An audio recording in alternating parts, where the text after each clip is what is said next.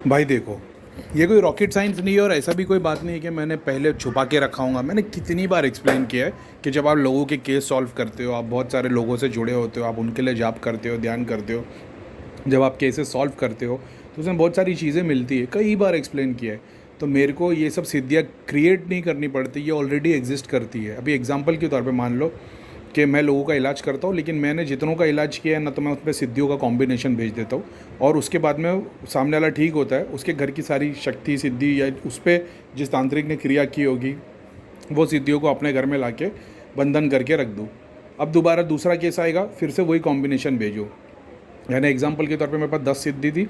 अब पहला case solve किया, वहाँ से 2 और मिली तो 12 हो गई। अब सेकंड केस में मैं 12 भेज रहा हूँ। अब 12 के बाद में वहाँ से और 3 मिल गई तो पुण्य फिर वापस, अब मेरे पास 15 जमा हो गई। नॉर्मली ये सारे लोग करते रहते हैं, ठीक है। बहुत सारे लोग को सिर्फ इतना ही आता है जितना उनके गुरु ने बताया है कि तुम 11 बार ये पढ़ लेना, सामने वाले का काम हो जाएगा। तुम पे कोई क्रिया करेगा तो मसान में जाके ये उसके नाम का गाड़ देना या कब्रस्तान में ये कर देना तो ये सॉल्व हो जाएगा। तो उनको उतने ही इंस्ट्रक्शन आते। तो एग्जांपल के तौर पे कि भाई ये तकलीफ़ आई तो ये, बुखार हुआ तो पैरासीटामोल दे देना, दर्द हुआ तो या पेन किलर दे देना, और ब्लड की कमी है तो ये गोली दे देना, डायबिटीज़ हो गया तो ये गोली दे देना। तो ये कैसे मालूम है? ये MBBS के वे डॉक्टर नहीं है, ये झोला छाप डॉक्टर है जिनको सिर्फ इतना पता है कि कौन से इलाज के लिए कौन सी गोली देना है, कहाँ उतरना है, लोग कैसे क्रॉस करने हैं, एस्ट्रल डायमेंशन कैसे क्रॉस करना है, सिद्धियाँ शक्तियाँ क्या है, कॉम्बिनेशन उनका जो कैरेक्टर है। एग्जाम्पल के तौर पे अग्नि की सिद्धि है, जल की है, वायु की है, पंच तत्वों से बनी हुई ये सारी चीज़ें।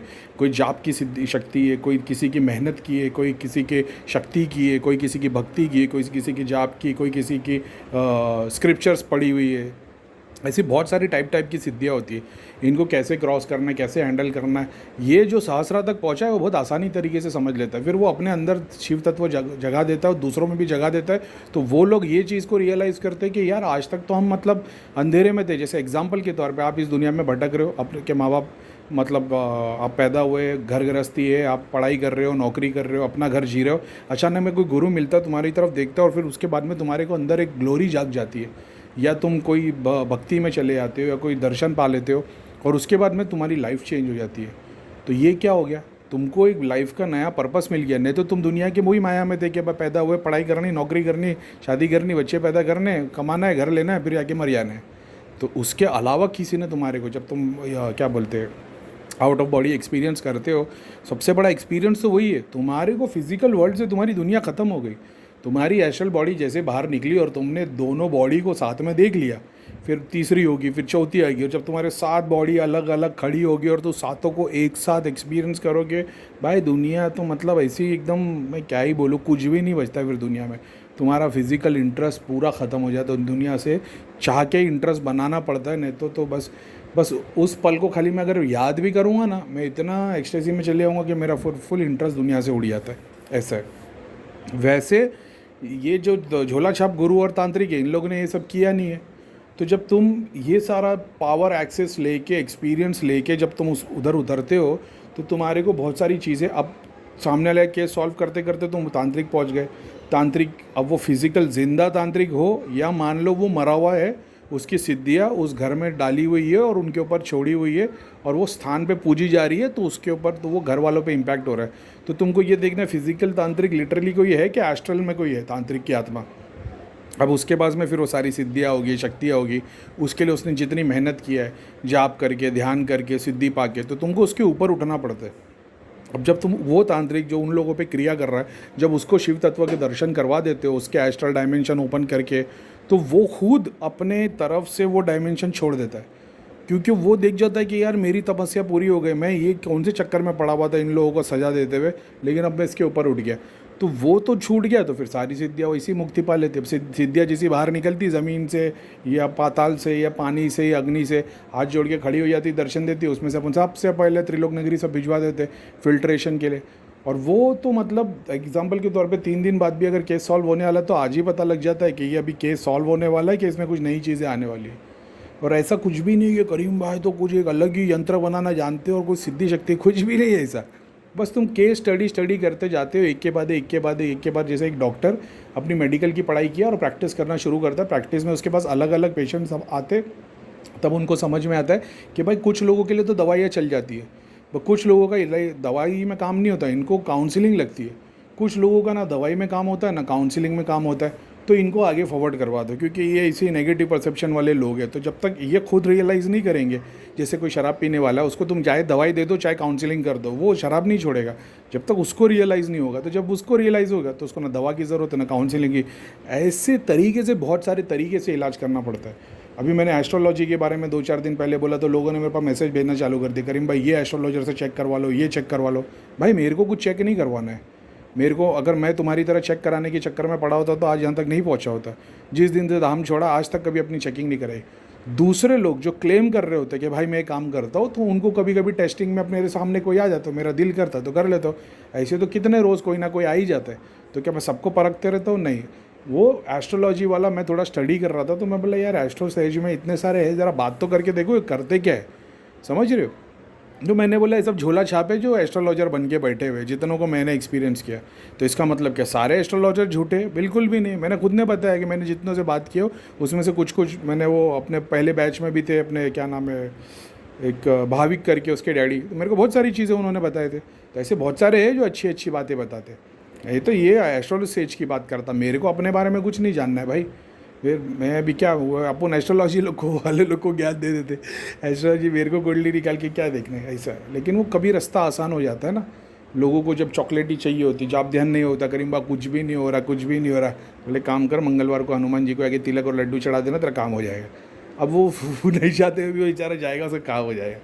तो फिर अभी वो घड़ी घड़ी हर मंगलवार जाएगा, फिर उससे ज़्यादा और कुछ होगा नहीं, क्योंकि पर्पस भगवान वाला है ना। तुमको टेम्पररी सॉल्यूशन चाहिए, तुम सोच रहे हो कि टेम्पररी से सारी ज़िंदगी निकालनी है।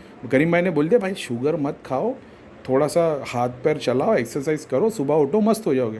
करीम भाई गोली दे दो, तो गोली से टेम्पररी सॉल्यूशन मिल रहा है, लेकिन तुम चाह रहे हो कि रोज़ गोली खाओगे। अरे रोज़ गोली खाने से फिर तुम ठीक नहीं होगे और बीमार हो जाओगे। ये मकसद है बताने का, ठीक है। तो ये ऐसा है कि बहुत बार तुम केस सॉल्व करते हो, केस सॉल्व करते करते तुम केस की प्रॉब्लम की सोर्स तक पहुँचते हो, और वो भी भगवान की मर्ज़ी होती है। मेरे पास कितने सारे लोग ऐसे हैं जो मेरे को धाम से जुड़े हुए थे, मतलब उनको शायद 4 साल हो गया होगा, और वो 4 साल में रह रहे कि 2-4 महीने में वो लोग मेरे को अपडेट देते रहते, करीम भाई जरा देख लो बहुत ज़्यादा तकलीफ़ हो रही है, बहुत ज़्यादा बैंड बच गई है, ऐसा हो गया वैसा हो गया। वो आज तक ठीक नहीं हुए, लेकिन उनकी समस्या जानोगे तो 20 साल 40 साल पुरानी उनकी समस्या है, 4-4 5-5 पूरा ख़ानदान बर्बाद है। ऐसे बहुत सारे लोग हैं। तो इसका मतलब क्या मेरे से सब सॉल्व हो गए? नहीं, बहुत सारे ऐसे लोग हैं जो बेचारे इतने टाइम से तकलीफ़ में, लेकिन वो क्रिटिकल कंडीशन है, मतलब वो बहुत 2% 5% भी बोलना ज़्यादा हो जाएगा, वो 2% कैटेगरी केस होते हैं, ऐसा है। बाकी के जो मैं बोलता हूँ ना 90% दुआ से काम हो जाता है, बचे 10% पे अपने को काम करना पड़ता है। तो बचे 10% कोई 5 महीने 3 महीने 4 महीने, वो भी इसलिए क्योंकि अमावस पूर्णिमा में स्टेटस अपने को वहाँ तक रुकना पड़ता है। मैं यहाँ से पूरी स्लेट साफ़ कर दूँगा, अब रुकूँगा कुछ होगा ही नहीं, कितना भी जाप हवन कुछ भी कर लो कुछ भी नहीं होगा, फिर रुकना पड़ता है। अमावस पूर्णिमा के बाद में फिर उनके नए स्टेटस खुलते हैं, ऐसा है। और वो स्टेटस ऐसा नहीं है कि पहले 3 प्रेत थे अब 4 हो गए, या अभी 2 प्रेत और आ गए, ऐसा नहीं होता। वो नए पोर्टल्स खुल जाते, फिर उसके ऊपर कंटिन्यू काम करना पड़ता है। क्योंकि मैं कंटिन्यू लोगों के लिए काम करते रहता हूँ, तो बहुत सारी चीज़ें मिलती चली जाती है। अब अगर मैंने अपनी सिद्धियों का कॉम्बिनेशन बनाया होता और उसको सारे को एक ही काम के लिए यूज़ करता, तो होता क्या, मेरे को जितने भी लोग अप्रोच करते, वो जो भी काम बोलते ना, करीब हमको शादी करनी है, हमको बच्चे चाहिए, हमको ये चाहिए, हमको वो चाहिए, मेरे को बस सिद्धियों का कॉम्बिनेशन भेजना पड़ता है। तो मेरी जो केस है ना बहुत कम हो जाते उससे, यानी मैं बहुत कम लोगों का फ़ायदा कर पाता। लेकिन जितने भी लोग हैं ना, वो जैसे ही मेरे पास में क्या बोलते प्रॉब्लम लेके आते, उनकी प्रॉब्लम सॉल्व हो जाती। लेकिन जो गिव एंड टेक का रिलेशनशिप हुआ है कि तुमको मैंने क्या चीज़ भेजा हो जिसने तुम्हारा काम कराई, तुम्हारी शादी करवा दी, तुम्हारे बच्चे पैदा करवा दी, वो तुमको नहीं पता है।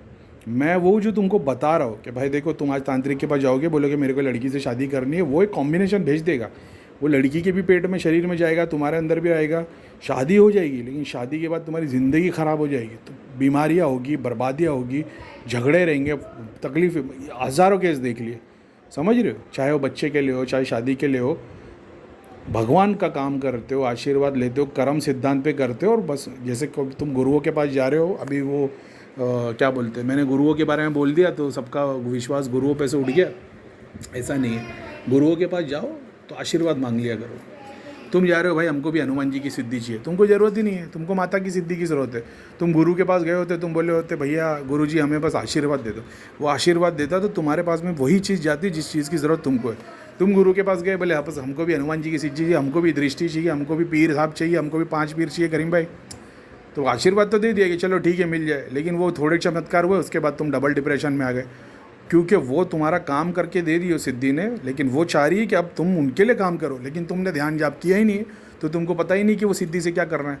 अब तुम हो जाते जिज्ञासु, अब तुम्हारे अंदर जिज्ञासा बढ़ने लग जाती, परेशानी होने लगती, लोगों के काम होने लगते, तुम्हारे नहीं होते, तो तुम फिर दूसरे के पास भटकते हो कि भाई क्या पता, काम तो हो रहा नहीं है, लोगों के लिए दुआ मांगते हो, उसमें सब कुछ लोगों को मिल जाता है, हमारा काम नहीं होता, क्या पता। अब तुम्हारे को जो तुम खाली हाथ पहले गुरु के पास गए थे, उसने 4 सिद्धि दे दी थी, अब उस सिद्धि ने भी काम करवा दी और तुम लोगों का काम भी कर पा रहे हो, लेकिन अब तुम अधूरे हो और तुम तीसरे बाबा के पास जाते हो, और वो देखो तुम्हारे को देख के बोलेगा यार तेरे पास तो 4 पीर पड़े, बोले हाँ लोगों का काम हो जाता, हमारा नहीं होता। अरे भाई तुम्हारा इसके लिए नहीं होता क्योंकि तुमने ध्यान ही नहीं किया है कि जो सिद्धि तुम्हारे लिए काम कर रही है वो सिद्धि खुद के लिए आई है, समझ रहे हो, ताकि उसकी भी मुक्ति मिले, उसको भी कुछ नया मिले, या उसको कोई लोग या उसको कोई स्थान मिले। अब तुमने ध्यान किया है नहीं, तो तुम दर दर भटकते हो।